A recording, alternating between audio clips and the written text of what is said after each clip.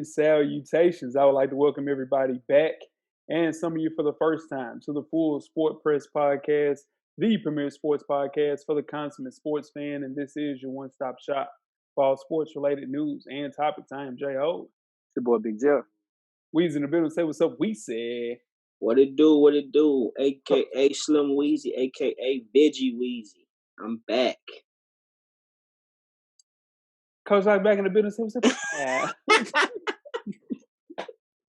What's up, man? My boy Weezy said he back on the veggies, man. Veggie Weezy. Hey, Veggie Weezy, man. Good job, Weezy, man. I'm glad you're getting the vegetables, man. Vegetables. Weezy, do you have a goal that you're trying to lose as far as weight, a combined total of weight? Nah, man. I'm just trying to feel good, man. You know. How's everybody doing this quarantine, man? Another quarantine episode, FSP. How's everybody? Man, about to get this hair braided. We in there. Get that thing braided for sure. Episode 316, we are ranking the top 7 NFL quarterback and wide receiver duos heading into the 2020 NFL season. FSP style. Always FSP style. You better damn know it. You better damn believe it. Let's kick it off, man. Best of the week. There we go. Best of the week, fellas. Who wants to go first? I gotta take it, Paul. Shout out to Becky Lynch, man. Becky Lynch made her acting debut on the episode of Billions this week, the season premiere of Billions. So the man Becky Lynch made her acting debut. I was definitely happy about that. That's my best of the week. For sure. What you got, Coach? Just gonna keep it with the wrestling, man. John Cena surprises Garrett, a kid that has Down syndrome, who it was his birthday, so he surprised him with a custom belt and some signed gear. And I had got two. I mean, the kid name wasn't Garrett, but it was another kid named Garrett who bench pressed 355 pounds, which gives him the lead for the heaviest bench at his school. Ooh, weight room. That's a lot. That's a lot of weight. That's a lot of weight, boy. Grown men can't hit that. Nah, 100%. Two grown men at the same damn time. And Earl Smith. What about? I mean, not Earl Smith, Earl Thomas. What you got, Weezy? What you got for best? My best of the week, man, is oh man, my Titans, man. We got a Monday night football game. We got a couple primetime games this year. I'm not too happy about it, but we got 2 primetime games this year. Yeah, so that's my best of the week. We're here, baby. So we kicking off the first half with some NFL schedule talk, Weezy. So I'll ask those questions once we get there. For sure, it's a good one. My best of the week is Alex Smith's Project 11 documentary. Never really banged with Alex Smith as a 49ers fan. Me and Coach Locke used to trash him religiously. Now I have some of the utmost respect for this guy. Everybody has to watch this documentary. It is insane.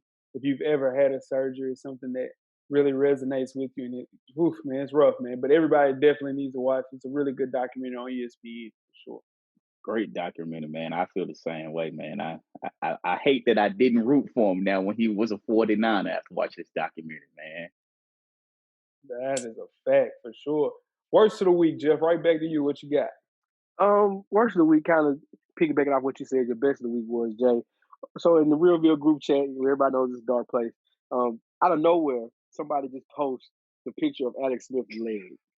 Yeah, I seen that. You don't want to wake up to that. Like that, I'm so happy Alex Smith is pulling through. I hope he gets to continue his career in the NFL, whatever he needs to do. But man, you do not want to see a still shot of that to start your morning. That was rough. Man, listen, I tried to tell him too, because I was still up when he posted the picture. And I said, hey man, don't post. I said, you're going to spoil it, first of all, because everybody ain't seen it. And he took the picture down, but it was too late. The damage had already been done. Damage was done. Rough. Yeah, for sure, man. That Real group chat is a scary place. Coach Locke, what you got? Worst of the week? Jeff's boy Lonzo Ball in the weight room, man. I don't know what he was doing. Now, I do know that wasn't a regular 45-pound bench bar. I do know that. Sure wasn't, Coach. I couldn't really tell what he had on each side. It looked like it might have been a 35 or 25 and maybe a 10. I could be wrong because that wasn't a regular size bar, like I said, so the weights could be different.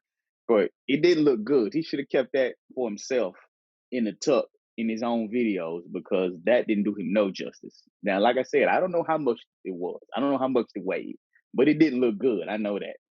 At all. The form was trash. Getting up yelling after he finished was trash. Like, all that was, can't defend that one, Coach. You're right. That's my guy, but I can't defend that one.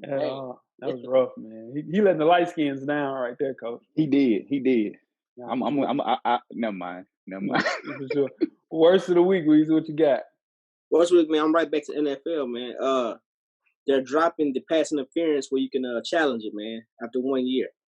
I think that's unexcusable for a league like that. They got all those cameras and everything. Why you gonna drop that? That causes teams ball games. I don't understand it. They gave it 1 year and they said they're not gonna do it no more. I don't like that. Yeah, man, that's a big deal, man. That's not because they never got it right. Even when they had the chance to reverse some of those calls, and still got it wrong, man. So, yeah, that was it's like they didn't want to reverse none of them unless it was outlandishly blatant. Yeah. My worst of the week just happened in our pre-production. There's a versus battle that is about to go down on Saturday between the great Erykah Badu and the great Jill Scott. And between that and pre-production, I stepped out. I came back, and I heard a ruckus going on. I said, what happened? He said, Coach Locke said, man, Weezy don't know who the hell Erykah Badu and Jill Scott is, man. I said, well, I will be damned. The R&B king, Weezy Wee, you don't know who the hell Erykah Badu and Jill Scott is. Defend yourself. Put your hands up, Weezy. That's not true. I know exactly who Jill Scott and Erykah Badu is.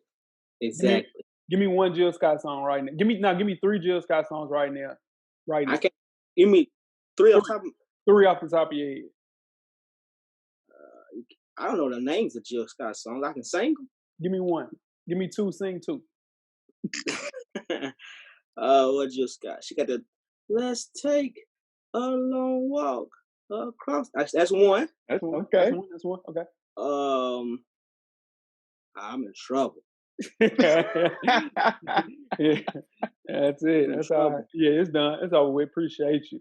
Stat of the week. Shout out to Bryce for another fine. Man, that was bad, Weezy. In 2003, the Houston Texans beat the Pittsburgh Steelers 24-6. The crazy part about this is the Steelers had 422 yards of total offense compared to the Texans 47. Pittsburgh had 24 first downs compared to the Texans 3, and they still lost 24-6. Man, shout out to Bryce for that fine. It looks like a game of our Realville Madden when somebody had a whole bunch of passing yards and a whole bunch of defensive turnovers, and I'm gonna leave it there for sure. Well, while you're doing that, y'all guys check out us on iTunes, Facebook, IG, Google Play, Stitcher, Spotify, Beyond Pod, YouTube, and of course the SoundCloud page to catch up on the full archive of past episodes of FSP. How do you do that? Just search for Sport Press Podcast. After you do that, make sure you go check out the On Deck TV Hip Hop Podcast with Animal Brown and Spike Blue every Wednesday. This latest issue is up right now. The Drake Dark Lane Demo Tapes album review. Have you guys checked that out yet? 100%, man. Shout out to the guys over there On Deck. That Drake album is a bunch of throwaway songs. And that lets you know that listen, the way that we ostracize Drake for his records, just on the strength that those were leaked songs, that he was like, you know what, I should make some money for them since they've all leaked to the internet. And it is some really good songs on there. People are really tough on Drake, man. I understand why it's tough being great. So it's a really good album. I like the project. I second that. I like the project. I think it's better than one of his real albums myself. But I like the project a lot. I'm probably the least favorite Drake fan in the group, and I can tolerate this album. I can tolerate it. So I can see why, but I do see why some people are saying they don't like it though. But I can tolerate it. Yeah, it's straight to me. It's doing a job it needs to do, just keeping out in the public, putting some more music out. Like I said, some of them throwaways, but it's just a buffer till he gets his real album out soon, whenever that may be. That'll definitely be this year. But it's cool. It's all right. It's straight to me. Oh, Jay, am I outlandish for saying it's better than More Life? No, but I can see that because there's a lot of Caribbean Drake on More Life, so I can see that somebody saying That that. was a dark time for Drake when he was Rastafarian Drake. Oh man, fresher than your average, man. Me and my dog Animal Brown is a self-help fashion podcast directly related to improving everyday fashion. We had a live pre-show to unveil our YouTube exclusive Can't Leave Home Without It. Dropped on Friday night. Each week for the next 2 more weeks, we'll unveil a new episode only for YouTube. Simply search youtube.com/realville. The very first episode is featuring our very own Animal Brown directly for the culture. Where you kicks, man? Copper sponsor. All right, Jeff. Do I have anything to say about that? Cool. Jeff. I was about to, my man. Okay, Yeah. good. It was a solid episode, man. I like what y'all doing with that. I do think Spike Lee need to be on there next though. Next season, gotta have Spike Lee on there. Yeah, no, for Yeah, sure. Next keep it season, we're gonna, we're getting a lot of people on. Yeah. It would be great to have all of you guys on. On top of that, got to get Lou and his Gucci on there. 100%. Yeah, that's the only reason I'm there. Because Gucci Lou. So wow. Gucci Lou. So wow. Gucci Lou. Jeff, you got 10 seconds. Oh yeah. Start the clock. All right, so guys, it is Money in the Bank pay-per-view weekend. So you know what that means. Who gets the W? All right, let's start off with Universal Championship. Braun Strowman is the champion versus Bray Wyatt. He's not the Fiend Bray Wyatt. He's just Bray Wyatt in this match. Jay, who gets the W? Braun Strowman, for sure. Weezy. I'm going with Bret Wyatt. Who is Bret Wyatt? It's Bray Wyatt, but we did that though. And Coach Lock, who you got? Reluctantly, I'm gonna say Strowman too. I don't see him losing the belt that quick. He just won it in WrestleMania, but should be Bray though. All right. In the WWE Championship match, Seth Rollins versus the champion Drew McIntyre. Coach Lock, who you got? Got to go back to Seth Rollins for sure. Seth Rollins, okay. Jay, give me Seth Rollins for sure, man. Give me Seth, 100%. Weezy. I'm going Drew McIntyre, baby. I'm gonna stick with Drew McIntyre myself. And all right. And the main event of the evening is the Money in the Bank ladder match. So in the women's match, we have Shayna Baszler, Asuka, Nia Jax, Lacey Evans, and Carmella, and Dana Brooke. Now, what this means is if you win the Money in the Bank ladder match, you get to hold the contract to cash in to fight the champion of your choice at any time you want. So of Nia Jax, Lacey Evans, Shayna Baszler, Carmella, and Dana Brooke, who gets the W? Weezy. Carmella. J-Ho. Give me the participants again. Shayna Baszler. Oh, give me Shayna Baszler. Good choice. Coach Locke. Run that list again because I was going to say the same thing. Shayna Baszler, Asuka, Nia Jax, Lacey Evans, Carmella, or Dana Brooke. That's the second one. Asuka. Asuka, yeah. Good choice. Reluctantly, I'm going to say Shayna Baszler. I want to say Nia Jax, but I think Shayna Baszler as well. And the real main event of the evening, AJ Styles, Daniel Bryan, Aleister Black, King Corbin, Rey Mysterio, and my guy represent for Husky Nation, Young Otis. It's the men's Money in the Bank ladder match. Coach Locke. Who was the second person? Daniel Bryan. Yeah. That's what I thought. Yeah, I'm going Daniel Bryan. Weezy. AJ Styles. Oh. Give me Daniel Bryan, man. My guy. That's the same dude. Yes. That's him. I am going Aleister Black. Shit, we all lost. We all wrong. No, it's good. The popular choice is AJ Styles. The betting choice right now online is AJ Styles, but I think they're gonna swerve us a little bit and go Aleister Black. Real quick before we get out of Tinga Wrestling segment. Okay. I was talking to my man D Black. Shout out to D Black. I know he's listening and watching as well. He asked me to ask you who and how is Nyla Rose actually competing against other females, and I think that this human being is a transgender person. Do tell. I'm not answering that, D Black. I'm not touching that one. But But what I will say is keep your social media feeds open on Monday. We have an announcement regarding FSP and wrestling moving forward. So keep that open on Monday. And D Black, I ain't touching that shit with a 10-foot pole. All right, let's move on. Oh man, now tune us with questions throughout the week in Full Sport Press. Don't forget to comment, give us a thumbs up or a thumbs down on the YouTube page, on the iTunes page. Please rate and subscribe, but more importantly, don't forget to tell a friend. To tell a friend. To tell a friend. To tell a friend. That the revolution will be podcasted. And before we get started with the first half, Weezy, do you have a yellow box of Cheerios or Warrior Cynthia for the listeners? I do have a yellow box. This week's yellow box goes to RoQuan Smith. It is 100% Chicago Bears linebacker RoQuan Smith. The nation is enduring one of its toughest times in our history. RoQuan isn't doing exactly what he's supposed to do. He's helping out his fellow human beings, while most of us should be hanging in our homes, practicing social distancing, quarantining as much as we can in order to stop the spread of the coronavirus. RoQuan Smith had other things in mind. It appears that he is enjoying himself on a yacht, specifically a party boat, somewhere sunny and tropical, and doing this with porn stars. Yep.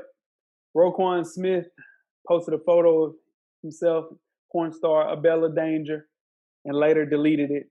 It's almost as if he realized that a little bit later, hey, probably wasn't a good idea. The photo showed up on Danger's Instagram where she was on a boat with a group of people, a bunch of porn stars, and RoQuan Smith, the only black guy in the picture. The actual location of the image isn't clear, but according to their Instagram page, Danger, where the party happened, Crab Island, Destin, Florida. Photo was taken down from RoQuan's Instagram story, but of course it was captured because we live in a capture world. Come on, RoQuan, man. RoQuan. He tripping. He tripping. Yeah.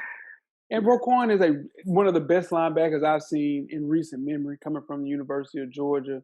He absolutely killed us I think it was 2 years ago. But come on, Ro. You already missed a couple of games for holding out. Then you missed a game for personal reasons your rookie year. And now you're on the Milk-Yacht. Come on, man. Come on, man. He tripping. Especially in his time. Y'all want a prime? Nah, we can just put that in the mail, though. Yeah. Okay. Yeah, that's regular Snell, man. He tripping, though. But, yeah.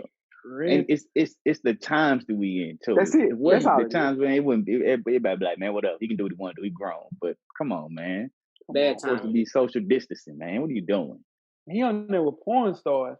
And I don't know if anybody has seen any if anybody's seen any of Abella's work. I understand why.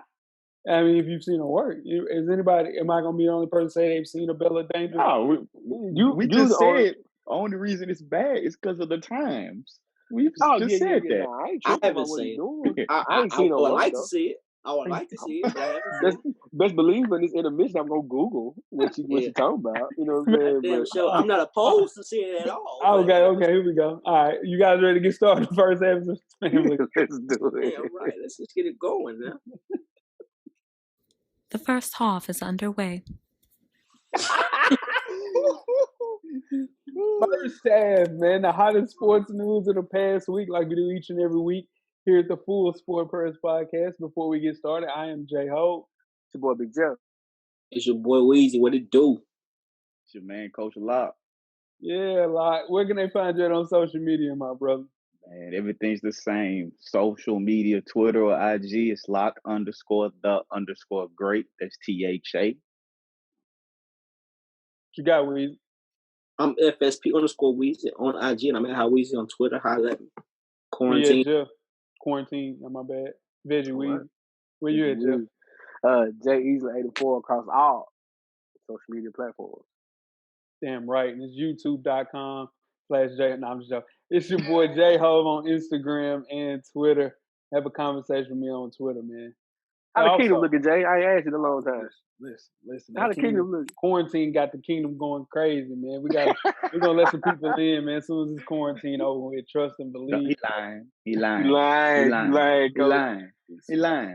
Speaking of lying, We have youtube.com/fullsportpress. Don't forget to subscribe there. We're doing a giveaway soon for new subscribers, so please stay tuned for that, man. We got to get those numbers up.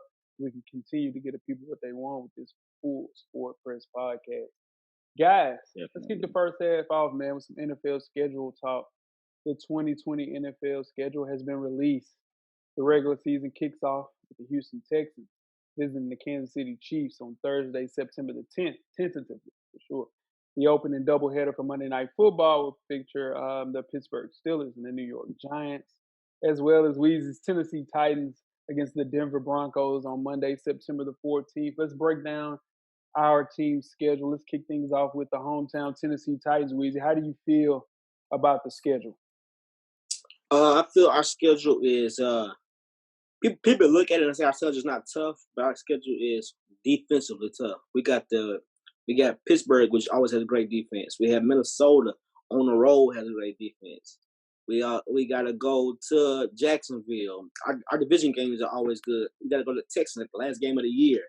So we got a good schedule, but a tough schedule. We got Aaron Rodgers. We got Big Ben. Yep.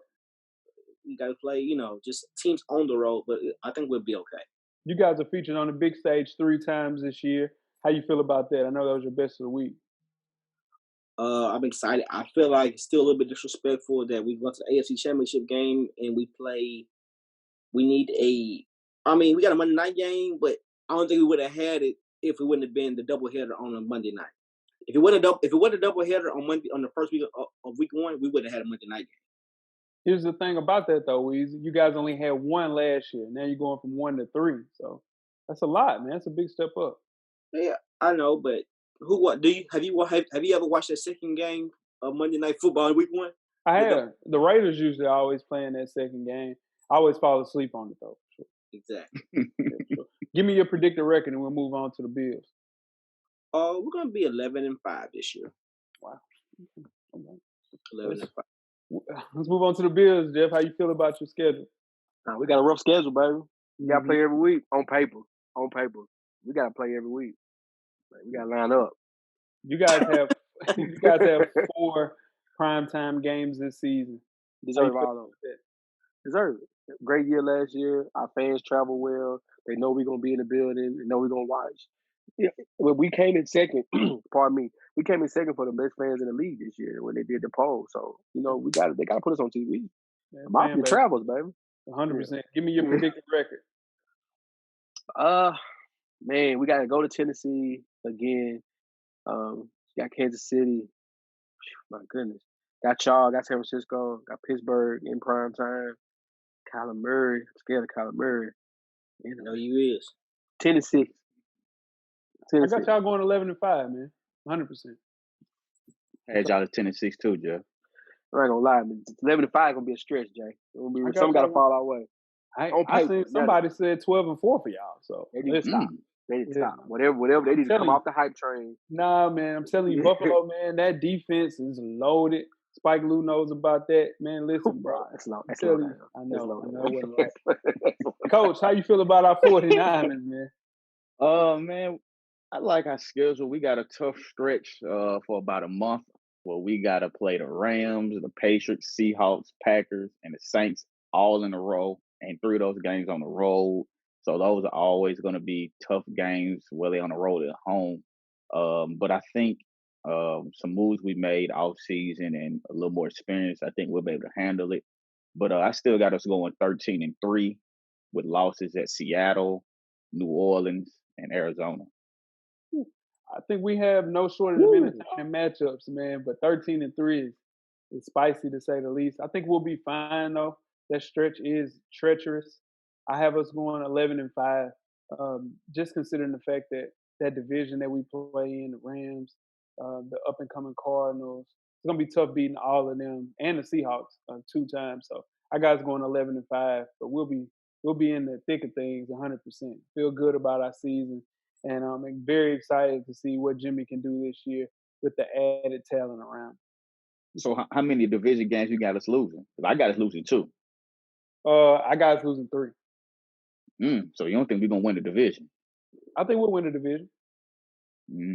I think think we'll, Seattle got Three some. losses? I think maybe one or two. We'll be 11-5 though. Sure. I think Seattle got something to say about that, but that's just me. We'll see. We'll see. I would like to see it. I would like to see it. Oh, I got y'all going 9-7 too, Weezy. Yeah, I got y'all going 10-6. That's playoffs. Yeah, that's playoff. 10-6 is playoff. You're right about that. 100%. Yeah. The Mafia got to come here again, as usual. You know, I go ahead. don't understand that either. Like, we always got to come to Nashville. Like, they never come to Buffalo. That's just like with us. Green Bay is coming to San Francisco again, and they just came to San Francisco this past year. I figured it would flip. Yeah. Give me a chance to see him. Anywho, so we all quarantined, guys, right? So we're at home. So YouTube and Instagram and TikTok videos are everywhere, floating around. So I'm pretty sure we all saw this video of a 53-year-old Mike Tyson, great beard, in shape though, hitting the mix. Speed looked impeccable. His trainer looked afraid for his life when that hook went by his face.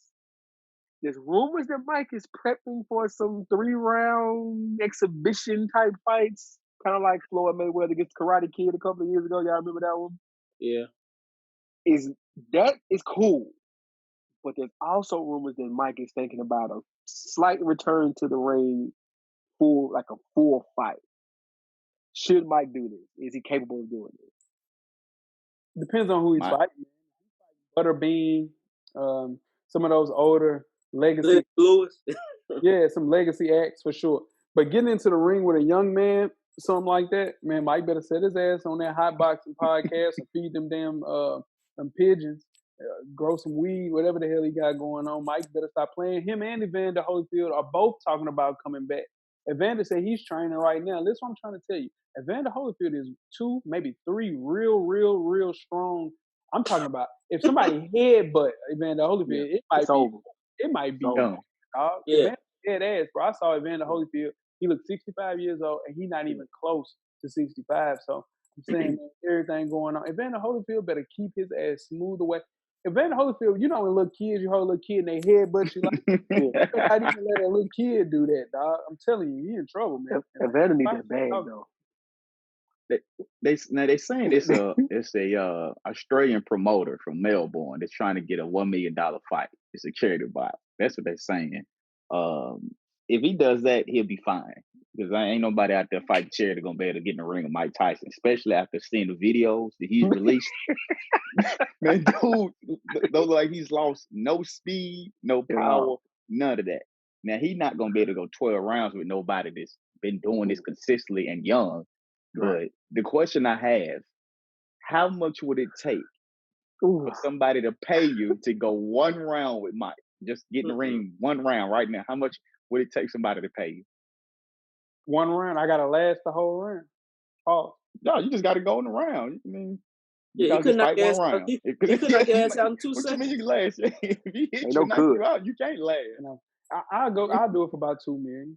I'll do it for $2 million. Yeah, that's not enough, Jay. I'm not gonna let you do that. Nope. This is what I'm trying to tell you. And that's what I'm trying to tell you. Now, this is what I'm saying. If it was Evander Holyfield, I'd do it for $500,000. That's what I'm trying to tell you. Because I can get Evander. I ain't bullshitting. I might can sneak Evander. It's a famous story. It's a famous story. Muhammad Ali won his first belt. He knocked out Sonny Liston. And he stood over Sonny Liston and said, "Get up. They're going to think it's fixed. I'll tell you right now. As soon as Mike come out the corner, I'm down. They're going to think it's fixed. I'm out of there. I got no parts of it." You ain't even trying to look. You ain't trying to run like Martin in the Thomas None of that, Hitman Hearns episode. No, because he's a professor. He cut the ring off, stepping side to side. Now, man, as soon as he started doing it, I'm down. The first head shoulder move he got, I'm out of there. Don't even worry about it, Mike. You got it.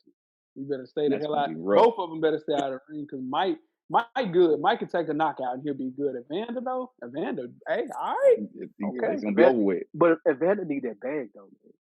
Evander has so many 14 children. kids. Yeah, he needs this. Man, have y'all ever seen a TV show where somebody boxing and somebody get out the ring and start running from them? I'm running. I'm running. I don't want no pause of it, dude. No pause. Anybody that cry like Mike, my bad. Anybody that cry like Mike did and cry about letting the devil out of him and crying on a podcast like talks like that. You don't want to see that. That's a man fighting something. Yeah. You don't want that smoke at all. No. All right, we're gonna move on to the NBA. Aaron Gordon, who's well known for his dunks and dunk contests. If you was under a rock this year, he was in the dunk contest and he lost another controversial one. Well, Aaron Gordon jumped over a 7'5" Taco Falls and grabbed the ball from his hands and dunked it. Well, he didn't get the scores that he thought. You know, a couple of 10s were handed out and some 9s were handed out, and he wasn't happy about that. So recently, Aaron Gordon has dropped a song about it. Supposedly supposed to be a D-Wade diss track. So we're going to let you guys hear a little of that track. Used to hoop in your Converse so comfortably. Knew one day I'd be good and you'd come for me. Didn't know it would make me this hungry. Looking at your judgment and everyone's wondering. Brought the heat to Windy City, did you see the damn coat? Saw you in the hallway, you say young and put on a show. Didn't know that's the code, but you're about to get rolled. Even Adam Silver told me I deserve the gold. Didn't get the trophy, but I got something to hold. Jeez, forgive me, bro, I won't sell my soul. Big chillin', paint me as a villain. I jumped over the biggest dude in the building. God willing, the best and I still am. All right, so Aaron Gordon. I don't understand why he's doing this diss track and aiming it at Dwayne Wade. Dwayne Wade gave him a 9, but he wasn't the only one that gave him a 9. You had Chadwick Boseman gave him a 9, and you had my man Scottie Pippen, who also gave him a 9. So is this diss track personally all the D-Wade? Was it correct to do the diss track, or should he not done it at all? You damn know. Listen, you know what D-Wade did. D-Wade did this because his former teammate was Derrick Jones, who was the eventual champion. It was rigged. Aaron Gordon missed out on millions of dollars because of a friendship. It was a friendship bet. They should have won that, dog. Bars was trash, dog. We ain't even got to talk about that. But that shit was rigged, man. D-Wade ought to be ashamed of himself, for real, man. He should buy Aaron Gordon a car or something, man, for real, because let's like the bar, like I said, the bars is trash. But let's go down the road and Aaron Gordon retires, right? Let's say he don't get a ring and like that, but at least he could have said he won he could have won a slam dunk contest. He's supposed to win 2. He couldn't even put that on the resume yet. You know what I'm saying? He can say he lost 2 dunk contests that he supposed to won. Like D-Wade owe him something. He owe him something for real. Sure. A lean contract. He needs some shoes, or Rick Ross, something. He needs something. He chumped. I feel like, let's talk about the bars. So he did, this song is hilarious. Beat's okay. Beat's real 2020-ish. I think Aaron Gordon did a diss track though, because D-Wade is a rapper now. He released a single earlier this year, him and Ross and Udonis Haslem. So at this point, it's all fair game. You know what I mean? D-Wade said it was right. He liked it. You know what I'm saying? So this is bad. That is just cut the bull crap. It's bad. Defend your boy a lot. All right, so I can't defend my boy. I'm gonna talk about Aaron Gordon first. The way he did it was great. I give him all credit for it. He's sitting back, chilling in his backyard by the pool, all in the back. He's drinking wine. If you pay attention, it's Dwayne Wade's wine. So, he threw a little headshot with that. My only thing is, why are we not talking about Scottie Pippen and Chadwick give him a 9? Dwayne Wade didn't know they were going to give him 9s to say that he rigged it. He didn't know that. They could have gave him a 10 and he still would have been fine. Chadwick Boseman didn't want to be there, dog. Chadwick Boseman is tired of throwing up the damn Black Panther X, man. He's tired of that shit. He tired of Wakanda. He done Wakanda. He out of there. But Dwayne Wade was last. He was last a lot. He added the numbers up in his head. He saw it. He added the numbers up, dude. He knew what he was doing. So he saw them get a 9s and then he did it. Yeah, he like you. He quick math. He added all those numbers up real quick and threw that 9 up there. Yeah. The main thing what Aaron Gordon got to do is ask for a trade. He's a special talent. I heard of a trade, 3-team trade, Ben Simmons to the Warriors for that top 5 pick in Wiggins. Aaron Gordon going to Philly, and Philly giving up nah, the Warriors giving up somebody else for another pick or something. But Aaron Gordon got to get traded, dog, because that ain't becoming to him, dog. I'm telling y'all, if Aaron Jordan, God forbid, gets hurt or anything, or like his career, like he don't get a championship or anything, that dunk contest is gonna come back to bite him. Cause he can judge, but you don't want to go judge it and you didn't win. You know what I'm saying? That's true. I see Nate Robinson walking around right now. He has a show on the Players Tribune called House Guest, and I like that show. The thing is a really good show. And what it says is 3-time slam dunk champion Nate Robinson. Aaron Gordon, as of right now, like we was saying, he stopped hooping right now. We don't know Aaron Gordon for anything but being a 2-time loser in a slam dunk competition he was supposed to win. Yeah, he definitely should have won both of them, though. I give him that. He was robbed. I give him that. Yeah, but that's your man's, though. Before we get started with halftime, let's talk some NFL. Cam Newton, currently a quarterback without a home. Jadeveon Clowney, also without a home. Newton was released late in the free agency period. Clowney was asking for too much throughout the free agency process as of today. Both may be sitting on the market for a while without any serious interest building up across the league. What should these players do? I think Clowney would be signed maybe in a week or two, with everything open back up, and he can go fly across. He can go to different facilities and they check him out. He'll sign in a week or two. Cam Newton backtracking a little bit, saying he'll take a backup job. He should have did that maybe a month earlier. He'd have been signed by now. But he's getting a little nervous. He shouldn't, though, because somebody's going to get hurt. He'll get a job. I just don't think he'll go to the position or the best position that he wanted to go to. If Cam was released a month ago, he still wouldn't have got signed. Like, if he would have said, I'll be a backup a month ago, he still wouldn't have got signed, because that puts us 2 weeks before the draft. He still wouldn't have got signed. The Panthers, and I say this every week as we record the show, they did him a disservice not releasing him early like they did Greg Olsen. The reason that they did that was just simply because, they were trying to trade him. They just let him go early, guaranteed. Cam Newton is a starter in the NFL. He could start for at least 15 teams right now, dog. The disrespect of him being released so late in the fact of free agency, dog, is just disrespectful what he did to that actual program. Straight. Of those 15 teams, 2 of them are represented on this call, and they're both playoff teams. He can start in Buffalo today. He can start in Tennessee today. The rumors are that he is getting whispers that he is coming to Buffalo for a year.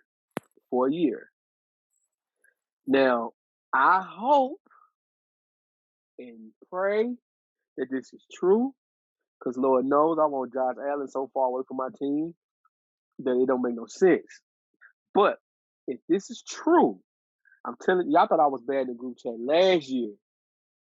Oh, y'all gonna kick me out. You're gonna kick me out every Sunday. Just let you know that now. Every Sunday. Don't even worry about it. Just kick me out every Sunday morning and bring me back on Monday.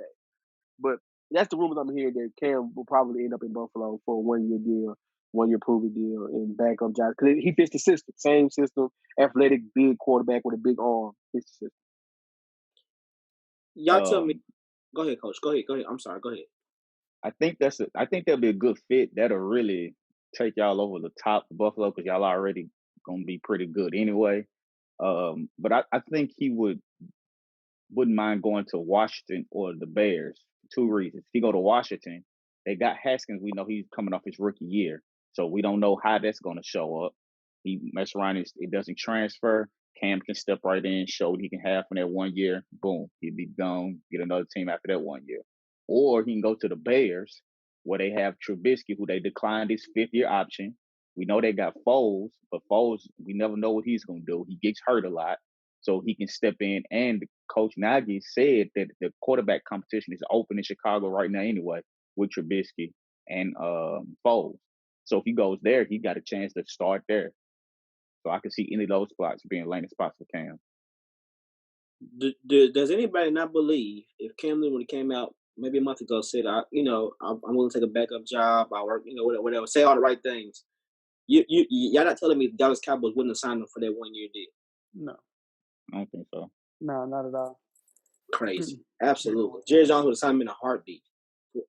No, in a way. The thing is with Clowney, though, I think Clowney's going to have to do a 1-year prove-it deal, very similar to what HaHa Clinton Diggs did. Just to bet on yourself, dog. You're bragging on your game. You're saying whoever gets you will get the best version of Jadeveon Clowney. Prove it. Bet on yourself. Stay healthy. Kill this year, and you'll get a big dog contract. He's still under 30 years old, man. He ready to rock. Come on, Tennessee. We need you. Hard to prove it. Hard to have him in Buffalo. Both of them come to Buffalo. We got room. We got room. You guys ready to get started with halftime? Let's do it. Let's go. We're at the midway point. Enjoy all of the halftime festivities. Halftime. We got another In Case You Missed It. And this week we have my and Jeff's football team, Florida State, Coach Mike Norvell's policy.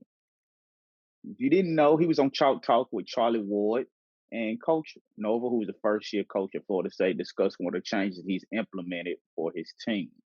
Now, the thing they have to do, the players have to lower their hoods, take off any hats, earrings, or earbuds when they're inside the football facility. So what happened was he had a freshman D-line that was walking in the facility. He had his hood on his head. The coach told him to remove it. He didn't say it with an attitude. He just said, take your hood off. And the player said, why do we do that again?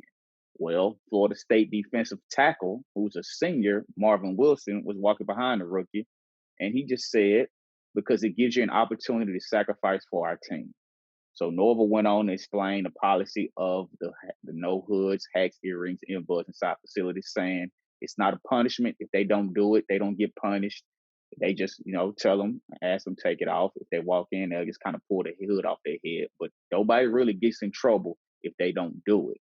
He said the reason he's doing this is every day, and I quote, every day when you walk into the building, you're saying, you know what, this is not about me, it's about our team. It gives us an opportunity to sacrifice for our team, because one of the hardest things to get an 18 to 22-year-old to do is to sacrifice for someone else.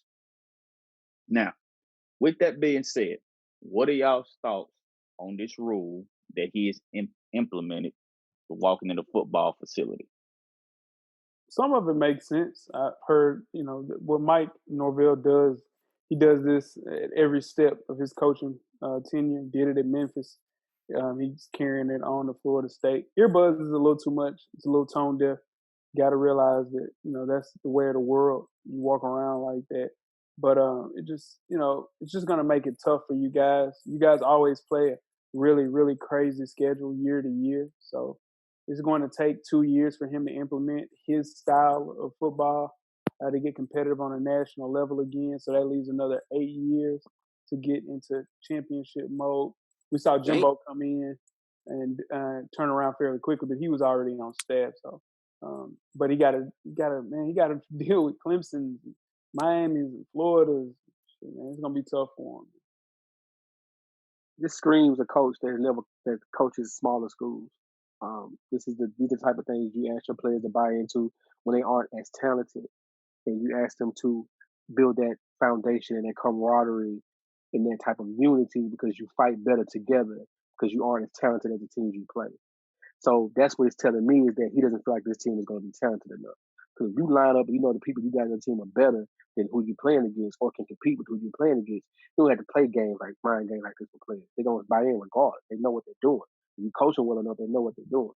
This screams a coach that has never coached a team that is expected to win like Florida State, that is consistently as good as Florida State, who was right there on the cusp of being good again with the coach we had last time. But because the popularity contest number one of them there, we had to get rid of the coach we had last year. And then we bring in the guy who doesn't want kids wearing hoods and earbuds and earrings. So now we're back into that type of coach. So welcome to the Project Florida State. We're here for a while. I understand it. I have no expectations for this season at all. So yay team. Yeah, for everything Jeff said in a nutshell. But let's think the other way. What if he gets everybody to buy into his system and he's talented? He should be unstoppable then, right? We're not talented. Yeah, if they buy into it, it's just like it's telling me these kids gonna have to overachieve to compete. So that's why he's doing these type of things, to make them buy into, we're a team, we sacrifice for each other, we do this type of stuff. Not because we're good, because we have to do those things to be competitive. He'll get talent. He'll get talent there. He'll get some talent. It's just Florida State. He'll get talent. I guarantee you, if it's that team with Jameis and Kevin Benjamin and that defense, we ain't going for that. No. A lot of that is expectations too, y'all. You know, Tallahassee, man, you guys have competed for national championships since the early 90s. So people expect that. And in turn, you can't get that caliber of player if you're saying silly stuff like they can't wear earbuds. I understand hoods. I understand some of the other policies that he has. But come on, man. If one player is saying, man, dude be tripping, I'm telling you, they're going to Clemson, or they're going to Miami, or they're going to Florida, or they're going to Texas A&M, wherever the hell they're going to go, man. They're not going because of a coach tripping like that, man. That's not going to be good for recruits. Yeah, I agree. The hoods, hats, I get all that, you know, but the earbuds, like you said, I agree. That's too much. I would like to know what context he doing. Like he's saying, if you got one earbud in, you got to take it out, or if you have two buds, he wants you to take one out. Because I understand if you got two earbuds in, you walk a facility, that I would want you to take one out. Because if I'm calling you or we're trying to get your attention and you got the music up, you're not going to be able to hear. So I understand that, but I highly doubt he's talking about just taking one earbud out. It does seem like he's saying to take both your earbuds out your ear, and that's not going to work. That's going to have us struggling until he either changes that or he's out of there. And I thought he would do okay, but doing stuff like this is not going to work. Even though he said he's not punishing nobody, I believe what he's really doing, though. I believe he really does think he's just trying to see who's going to buy in, who's going to listen to what he's saying to do. Because you could use that next year. This could be something that's not even in his rule anymore. But as a new coach, when you coming in with new players, you do want to kind of see who's really believing in what you're gonna do, or who's gonna be that person that kind of is the rebel, is gonna try to go the other way. And he could use that to say, you know what, I don't want to bring you back. I'm gonna let you transfer because you're not buying in. That already telling me you're not buying into what I'm trying to do. That's why he said we don't punish him for it. We just want to see. All right, man. We y'all ready to go on and move to the second half? Let's get it. Yes, sir. Go. The second half is underway. Second half, the 2020 NFL quarterback and wide receiver duo show. Before we get started, I am J-Ho. It's your boy Big Jeff. I'm Weezy. What it do? It's your man, Coach Locke. Weezy, offenses in the NFL revolve around superstar quarterbacks and their pass catchers. The days of dominant offensive lines and running backs setting the tempo disappeared a while ago. The NFL is a passing league these days, and the teams with the top quarterbacks and wide receivers are always near the top of the power rankings. Looking ahead for the 2020 NFL season following the draft, we're ranking the top 7 quarterback receiver combos, highlighting the top 2 receivers for each team in the league, going from worst to first. Let's start off with honorable mentions. What we did was we put this list together with just the brain trust here at FSP. With a lot of those lists, it's kind of hard to add in our listeners because some of the people are going off of things from the past. Some aren't really paying attention to the league as much, and it kind of messes up the actual trajectory of the list. So we kept this one in-house, but the NFL Top 7 series will always be with our listeners as well as ourselves. So anyway, the first honorable mention that we'll speak on is Phillip Rivers and T.Y. Hilton from the Indianapolis Colts. Now, both of these guys are coming off a down 2019, both by injury and inconsistency. Phillip Rivers is already planning his departure after Indianapolis to be a football coach. And then with T.Y., he asked for a trade at the end of last year. So the offensive line is crazy, but I think this is a duo that's a little aged. And I think they have too many years on those treads. It's probably time to put them out the pasture, get the glue gun ready for these guys. Wow. Glue gun for Phillip Rivers. Well, okay. Yeah. T.Y. Hilton. Yeah, T.Y. Yeah, T.Y. got the glue gun too. This is the thing. You got to think, bro. T.Y. is dependent on a person like Phillip Rivers, who I think that arm is going to be jello by week 5, 100%. Wow. Okay. Well, Phillip Rivers, his arm wasn't the problem last year. Shit, he couldn't throw the ball deep, Weezy. I disagree. I disagree, Jay. I don't think. No, No, they were just in bad position where they couldn't win the game. But Phillip Rivers was throwing the football last year. Here's the thing: if he is playing the quarterback position the way that you speak of right now, why is he not back in LA with Chargers? It's because he's old, but it's nothing wrong with his arm. It's not like he can't make all the throws and he's jello. He can throw the ball 20 yards. He can still throw the football. Phillip Rivers will look like Peyton Manning his last year in Denver this year, 100%. Nah, he won't look that bad. Okay, he can still throw. He can still throw the ball down the field. He can't. That's what I'm trying to tell you, Coach. He could not throw the ball deep to Mike Williams last year. They had to change the entire playbook for him to run slants like he was Larry Fitzgerald. Mike Williams is down the field. You got to throw the ball. He's not gonna look as bad as Peyton in Denver, dog. You just wait. Let's move Peyton on to in Denver was bad. Peyton in Denver. Yeah. I'm telling you, watch what he does, dog. Just you wait.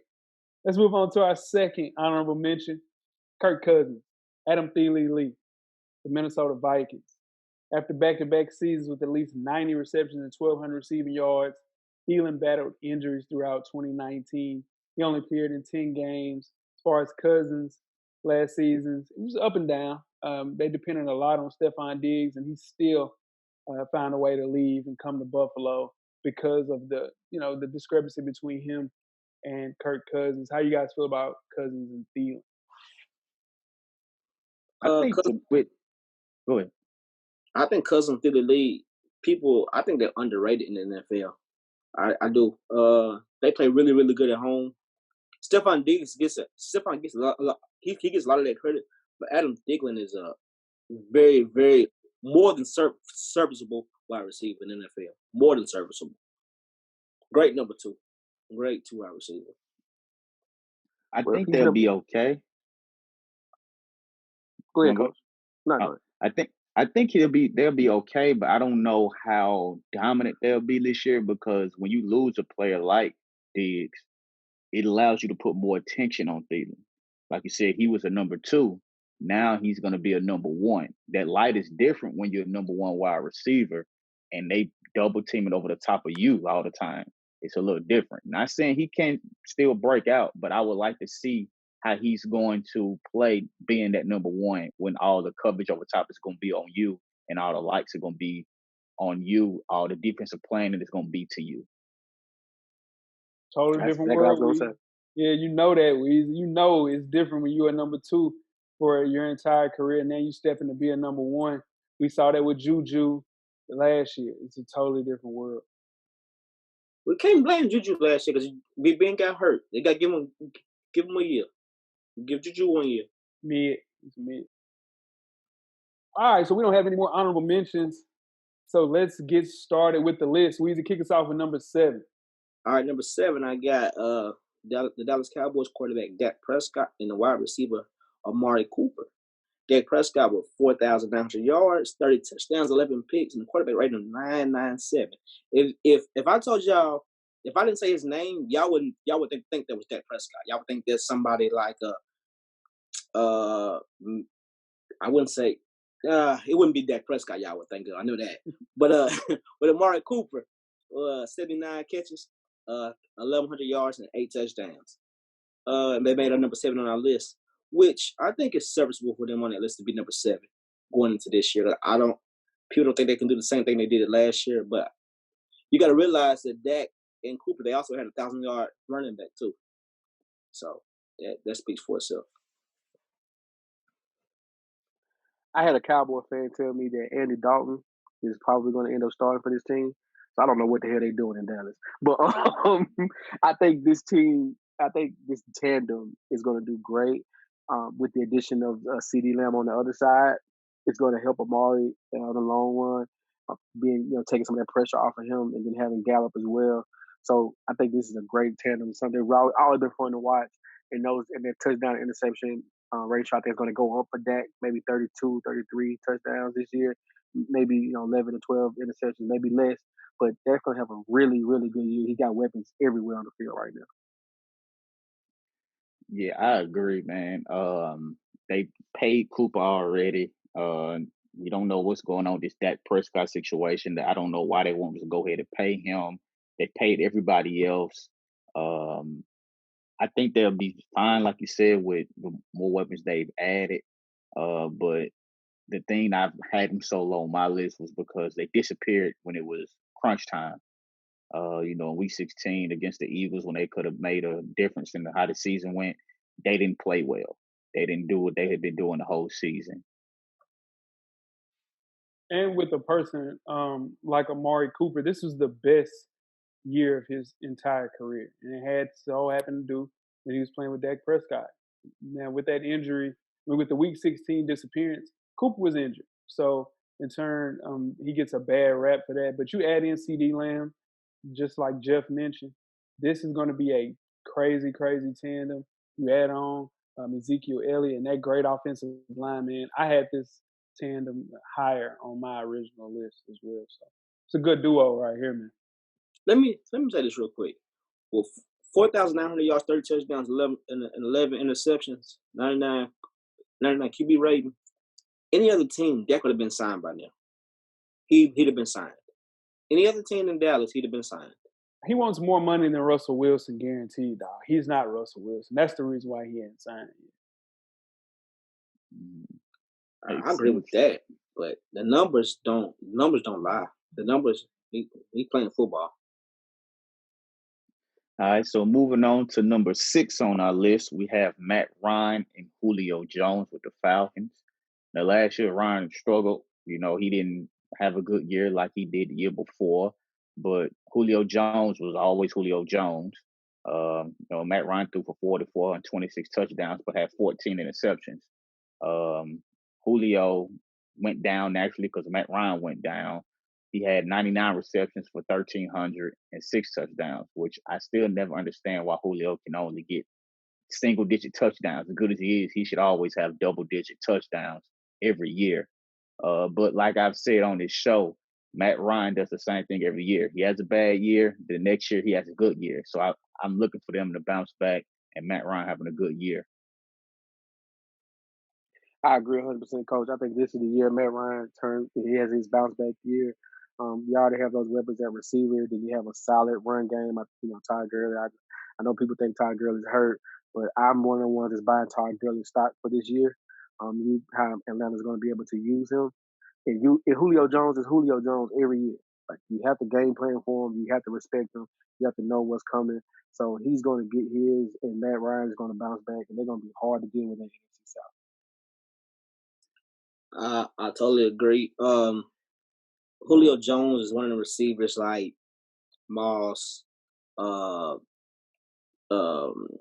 your boy that played in Detroit? Megatron. They're just automatically gonna be double teamed regardless.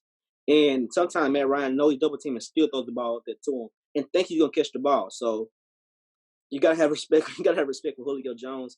I think they'll bounce back this year. I don't know if he'll have double-digit touchdowns because he's gonna be double teamed every single time he's on the field. But they move him around a lot where he'll be available. Yeah, I'm thinking that people are overlooking this pair.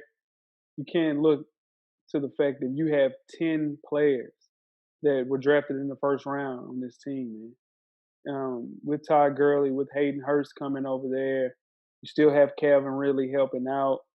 Even though Matt Ryan, I think he's super mid consistently, but at the same time, all of the numbers saw declines with Julio and Matt Ryan.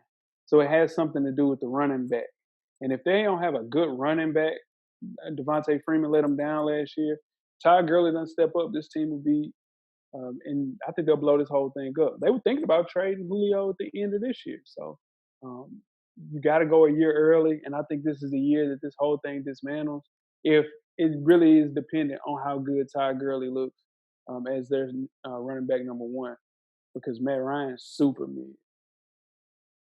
All right, let's move on to number 5. We got the newly acquired Tom Brady and Mike Evans with the Tampa Bay Buccaneers. Now, Tampa Bay decided not to sign back the best quarterback in franchise history, Jameis Winston. That's actually true if you look at the numbers. He is the best quarterback in Tampa Bay history. But you think about someone like Tom Brady, he's never had 2 receivers with 1,100 yards. Well, he has, but it hasn't been since 2011. And you think about what he has right now with Mike Evans and Chris Godwin, they should probably both have 1,200 to 1,300 yards receiving with this offense, how it's set up. Then you think about it, Brady's aging. So what's the best way to help an aging quarterback? Have two wide receivers that can make you look great. So I didn't have this tandem as high on my list only because I think Godwin and Evans are going to cancel each other out. Like yards and receptions and touchdowns. Like it's going to be hard to determine who's number one because they're both open. They're both open right now, and any play anytime you want. So that's just me personally. You guys tell me what you think. I had them about somewhere in this on my list just because, like you said, of the dominance of having those two wide receivers. The reason I wouldn't put them higher though is because the offensive line at Tampa Bay scares me. Tom Brady, we know he can't be touched. Anytime you put a finger on him, it's a flag, personal foul. But as we know, Father Time is undefeated, and Brady's not getting any younger. So I'm afraid that somebody's going to get through that line and hit Tom Brady, and he's going to be done because he's old. He's not used to taking a lot of licks in New England. He didn't get hit a lot, but he had a better line in New England. Even though you have a dominant wide receiver in Mike Evans, and then you have Godwin on the other side, you got to be straight up to be able to throw the ball to him. Even though Brady's good enough to get the ball out of his hands fast enough and avoid those licks, sometimes that backside coming off that left tackle side is, no matter how fast you can get rid of the ball because you don't see the line coming from that side. But if they can keep Tom Brady straight up, I think they'll be fine. Man, I think with this team, only reason I didn't have them like top 3 on my list is because they haven't played together yet at all. They haven't had no togetherness at all. But once they get together, they're gonna be fine. And one thing about Brady, Godwin will do well because he can place a slot. But Brady, he doesn't mind throwing that 10-yard, 5-yard, 15-yard route at all. He don't mind throwing that. He don't mind checking the ball down at all. He'll check the ball down all day long. That's gonna hurt Evans because Evans likes to go deep. He don't have no other route. Except in the red zone, he'll be great because he can just throw up and go catch the ball with anybody. But Tom Brady loves to check the ball down. Freaking loves to do it. Made a living off of it. Got 6 Super Bowl rings off of it. I agree 100%, Weezy, and I don't agree with you with a lot. I think Godwin will be the number 1 wide receiver in Tampa. He loves wide receivers like Godwin. He's going to be open. Like Jeff said, that boy, people sleep on Godwin, man. So in turn, Mike Evans is going to be a casualty of war because when he's checking down, he's not looking for Mike Evans. He's looking for Gronk. That's a safety blanket. He's going to use Edelman. He's going to use Chris Godwin just like he used Edelman, man. And Scotty Miller is going to be a slot receiver who's going to use just like Edelman as well. So, man, it's going to be tough for Mike Evans. But I think at the end of the day, man, it's going to be to see how good the running game as well is going. They don't have a running back right now. They got Ronald Jones from USC a couple of years back, and they got Keyshawn Vaughn, who had to get acclimated to the system. So it's going to take a while. But I think for sure who's going to suffer the most is Mike Evans. All right, I'm up next, man. I have Kyler Murray, DeAndre Hopkins at number 4 with the Arizona Cardinals. Weezy guys. I got to, with Bill O'Brien letting this kid go for basically nothing, it just doesn't make any sense to me. I think he's the best wide receiver. Me and Jeff have been saying this for 2.5 years, that Nuke Hopkins is the best wide receiver in the entire NFL. It's between him and Mike Thomas. So whatever you think of this, Kyler Murray is benefiting from this. The only thing that's going to kind of hamper this relationship is the fact that Larry Fitzgerald is still there. And Larry Fitzgerald has moved it to a slot receiver at the 100 years old. If they can find a way to just implement a lot of plays specifically for DeAndre Hopkins, which they'll do because they're not stupid. You have all these shiny, bright toys. You got to use them. I hope that it gets a little easier for Hopkins to acclimate into this offense. In turn, I think it'll hurt the relationship because he's going to be looking for a person like, what's my guy's name? Larry Fitzgerald, because he already knows the system. So it's going to be a learning curve for DeAndre Hopkins. I personally believe this is going to be top 2 most exciting duos in the league coming into the season. Hopkins has done so much with so much less. You know what I mean? Now, mind you, him and Deshaun Watson were great together. I mean, of course, but look before Deshaun Watson got there, man, there was insert random quarterback name here as his starting quarterback in Houston. So you think about this guy with an up and coming superstar like Kyler Murray is going to be, with how the league is set up for us right now. It's gonna be fun to watch in San Francisco, Seattle, and Rams. You are on notice. This team will be there at the end of the night to see y'all, like for real, for real. Ain't got enough defense, Jeff. They don't have enough defense. Score points though. That's at the end of the day. It's about who can score the most points. That's it. If they don't make mistakes, Kyler Murray cuts the mistakes out. You got to score 20 to beat them. That's all I'm saying. I don't know if Kyler Murray been praying or what he did in the offseason, but he got a really, really good gift when he got DeAndre Hopkins, because DeAndre Hopkins plays the slot too. He can play the slot. They can move him around the field, and he don't drop the football. So once Murray finds out, oh, I got two wide receivers that don't drop the ball, and he got a speedster that he can shoot down the field, and Kendrick, what's your boy Jay? Christian Kirk. Yeah, him.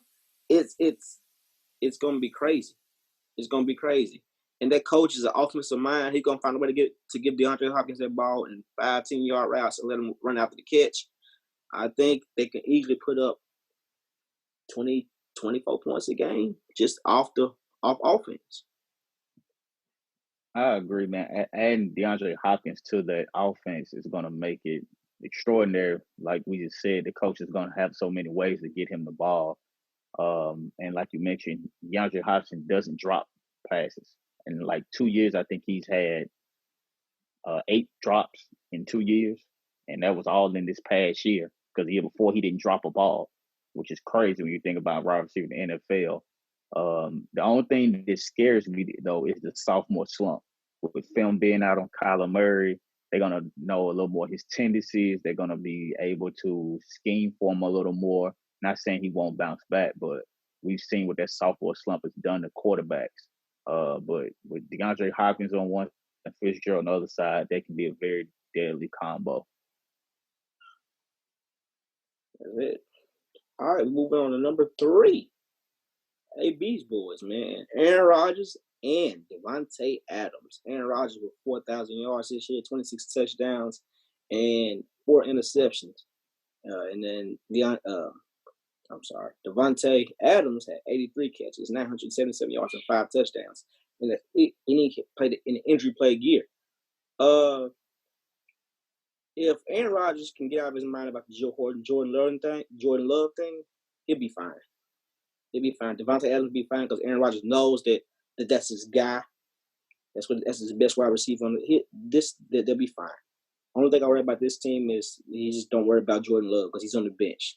Aaron Rodgers don't worry about him because he'll be on the bench. He'll be fine.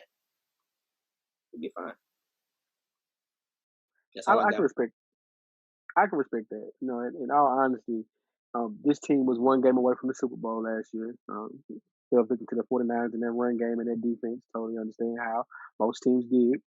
But, you know, with Aaron Rodgers, pissed off Aaron Rodgers this year, this can go one of two ways. He can sabotage that team, or he can have an MVP year this year. And a healthy Davante Adams is going to help him shoot for that MVP, I think. And this is going to be something fun to watch. With Aaron Rodgers, I think his production will slip this year because Matt LaFleur clearly likes to run the ball. He has a top 10 back in Aaron Jones. When Davante Adams was hurt, which he has a serious injury problem as of the last 2 years. When he's healthy, though, he is a top 5 wide receiver. Not a question about that. The thing is, what you have to worry about Aaron Rodgers getting in his brain, like Weezy said, like Jeff said, as far as focusing in on either making this team a Super Bowl contender or playing his way to the West Coast and playing for one of the West Coast teams that he wants to play for. Again, Aaron Rodgers is great. I just think that I worry more about Matt LaFleur's parent love for running the ball when you have a top 2, top 5 quarterback of our entire generation. Use him, man. Throw the damn ball. Yeah, I think Aaron Rodgers will be fine. Because he's one of those guys where he's a selfish guy as far as he's not going to take Jordan Love under his wing, but he's going to look at the front office like, oh, you want to bring him in to replace me? I'm going to show you why you wasted that draft pick. He's going to come out this year really focused, trying to have one of the best years he's ever had. So it'll make that Jordan Love pick look dumb, to make the front office look dumb, to show that he's still who he is. And then, Davante Adams, He still was only 3 yards shy of 1,000 yards. So I think Aaron Rodgers in this, that'd be perfectly fine in Green Bay.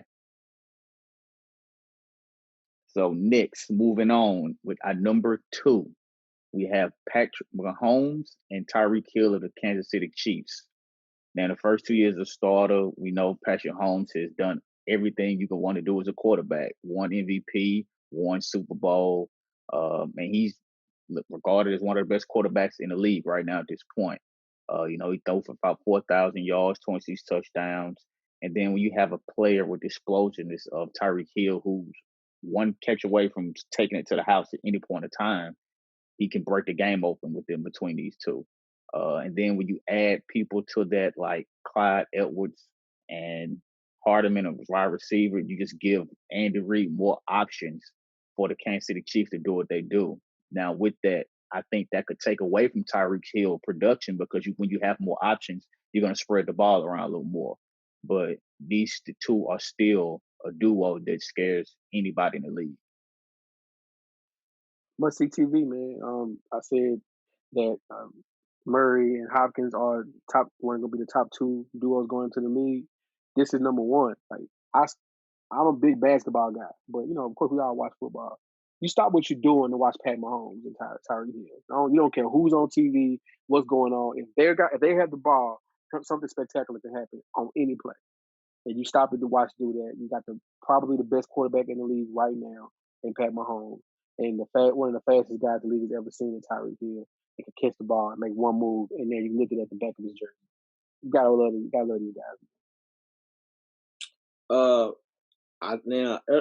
Earlier I said D-Wade should buy Aaron Gordon a car.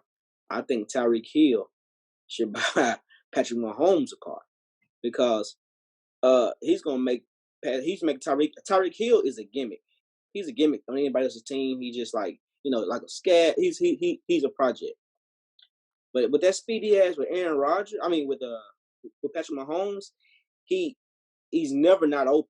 Patrick Mahomes can throw the ball 80 yards down. He's never not open. He can throw the ball from anywhere, any angle, and he knows Tyreek Hill can catch it and go to the house. So with that speed, it's just dangerous. Good, Merry Christmas to him. You're gonna make a lot of money off Patrick Mahomes. No, well, Tyreek Hill would look like this in any situation, whether he was playing with Deshaun Watson, he playing Jimmy Garoppolo, he playing with Josh Allen.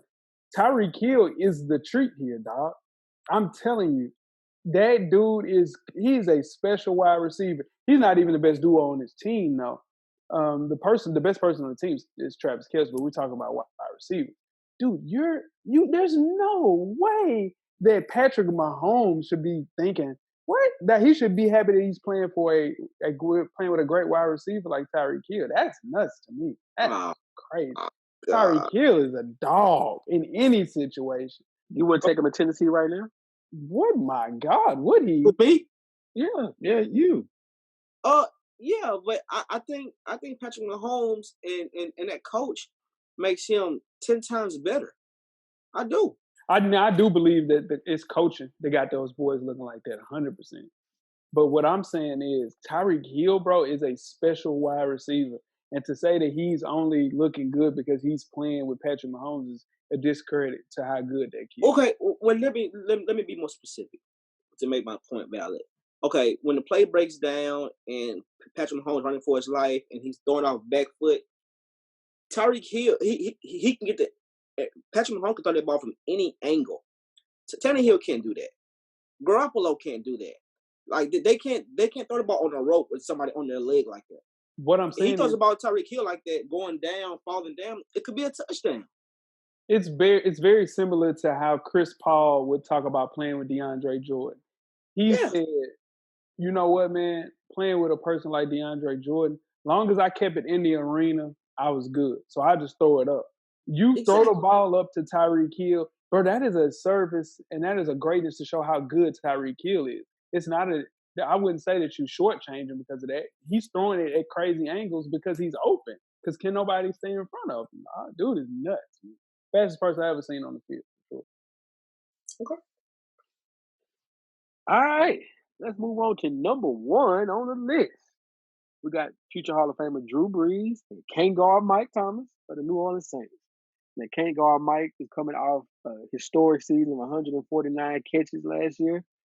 My goodness, that's a lot of catches. And Drew Brees is coming back for another year of his Hall of Fame stellar career. They were one game away from Super Bowl 2 seasons ago. Last year they were close as well. They put the band back together, bringing in Jameis Winston behind them. This team should be fun to watch as well. With can't guard Mike and Drew. Yeah, I really think this happened last year. I really think this happened. Once that running back got hurt, and they couldn't run the football, I really think he said, let's throw a 2-yard route to Mike Thomas, and then we'll pick up the first down like that. I really think they was throwing like 2-yard routes and just like a running, like throwing it to him as it was a run. You know what I'm saying? I really think that, because that dude catches the ball off the line of scrimmage with 2 steps, and he'll throw it to him as like, he don't go down the field. Mike Thomas don't go down the field. Now he's after the catch, he's a monster, but he don't go down the field. He doesn't do it. I think with this Brees Thomas situation, as good as Michael Thomas was last year, he did that, and Brees didn't play 5 games. Can you imagine if Brees plays 5 more games, how that adds to his stats? Brees is still one of the most accurate passes out there that we've seen. So he's just going to come back this year and be better. And Alvin Kamara is going to have a better year this year because he's hearing all the talk of how he's not as good as he is anymore. He didn't have the year that we expected to have. So he's going to be coming back with a chip on his shoulder. So I think that's just going to make it even easier for Brees and Thomas, because it's going to open it up for Alvin Kamara. Then once you try to stop him, now you're going to get the ball back to Michael Thomas. I just don't see how this duo won't dominate again, just like last year. You got to look at it, man. Drew Brees is 41 years old. He's declining. He can't throw the deep ball like he used to, but he's still one of the most accurate, like Locke was saying. I think he's probably, besides Steve Young, the most accurate and efficient quarterbacks in NFL history. Mike Thomas should have won MVP last year. He did that.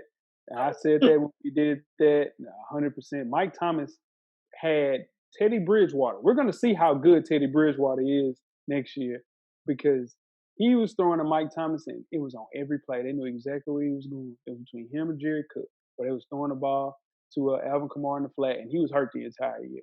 Mike Thomas was that offense. He should have won MVP, and now you add in Emmanuel Sanders. He's the best volume wide receiver in the NFL. And the NFC South has, I think, maybe 2 or 3 of the really best quarterback wide receiver duos. And with Mike Thomas, man, another year of dominance. I think he's the best wide receiver in the entire NFL. And with Drew Brees being back at 100%, as long as he's there, Jameis Winston will get in there and he'll look just like Teddy Bridgewater, because he's throwing to Mike Thomas 100%. Special player. Let me ask you a question. Go ahead. I'm just saying Lamar Jackson MVP though. Yeah. But did Lamar Jackson lose some of his players? Did he lose Did he lose Mark Ingram for 5 games? No. Did he lose any of his tight ends? Anybody on his defense go down? Mike Thomas lost his best asset, which was his quarterback, for 5 games, and that team didn't miss a beat.